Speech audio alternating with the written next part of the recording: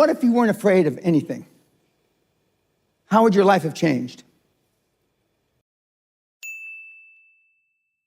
I'll ask you the same question. What if you were afraid of nothing? Nothing. Man, beast, financial, bankruptcy, nothing.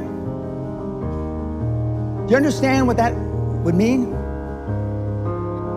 There are people on this planet, one of which is standing on this stage.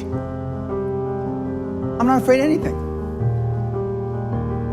Once you become fearless, life becomes limitless. There's never an easy time to make a hard decision. Never. But what you have to be able to do is pull the trigger, take action. And reading books and listening to podcasts is not taking action. It's just another form of procrastination. The main differentiation between the high-performance people is they believe in the extraordinary. Remember yesterday I said you're never going to exceed your highest and wildest expectation. Never. For those of you that want to be a millionaire, you're never going to make 10 million. For those of you that want to be 10 million, you're never going to make 100 million. For those of you that want to make 100 million, you're never going to be a billionaire. Because psychologically, see, your subconscious doesn't know you're full of shit. Your subconscious starts to slow down. When you get, let's use the 100 million number, at 75, 79, 82, 89, 91, and then you're asleep at 96 million. And you may stumble over the goal at 100 million by accident. I have 3 regrets in life. 1, I'm a combat-trained Army officer who never saw combat. 2, the night before my mother died, I told her, God damn it, you bitch, you're not gonna die, quit fucking around. She's dead in the morning. And the 3rd, I didn't set my goals high enough. Jack Welch said it much better than I. There's no such thing as work-life balance. There are work-life choices, and you make them, and they have consequences.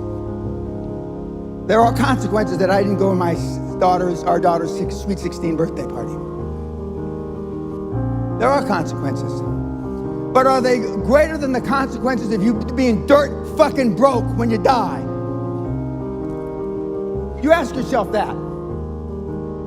Would you rather make a choice between your daughter's 16th birthday or you being flat fucking broke, huddled up in a corner, homeless, whenever your time comes? You tell me. But conventional wisdom, political correctness, has it all ass backwards. You're a bad person because you missed her birthday, right? You're a bad person because you celebrated Christmas in January, right? Horseshit. And the pundits that give you this horseshit are poor themselves. Next, you've got to get by your friends. Show me your friends and I'll show you your future, right? You're hanging out the pub, belching and farting. Those people that you're going to the sports bars, those are your friends. Then there's just general pessimists. Then there's your own guilt. Do I deserve to be wealthy beyond measure? Then there's fear, false expectations appearing real. And then there's this plain society that wants to hold you down. Strange times are these in which we live when the old and the young are taught falsehoods in school. And the person that does tell the truth is called a lunatic and a fool. But John Lennon said it a little differently. Being honest may not get you many friends, but it will always get you the right ones. And what I want you to do from this point forward, no matter if you hated what I said or the way I said it, is choose carefully the people that you associate with. Warren, back when he used to send out tweets, Buffett that is, you will continue to suffer if you have an emotional reaction to everything that is said to you. True power is sitting back and observing things with logic, and power is restraint. True power is restraint. If words control you, that means everyone else can control you. Breathe, let things pass. In my day, they used to say, sticks and stones can break your bones, but words can never hurt you. Now it's just the opposite. There are major universities in this country, on this planet, that have safe rooms. that have safe buildings, that if life becomes too stressful, you go to that building. If your adult child needs a safe space to avoid offensive words, you failed as a parent. Most of us care what other people say, and most people care what other people think. And if you can just reduce that emotional baggage just a little, you have no idea how much freer you're going to be and how much more you're going to accomplish in your life.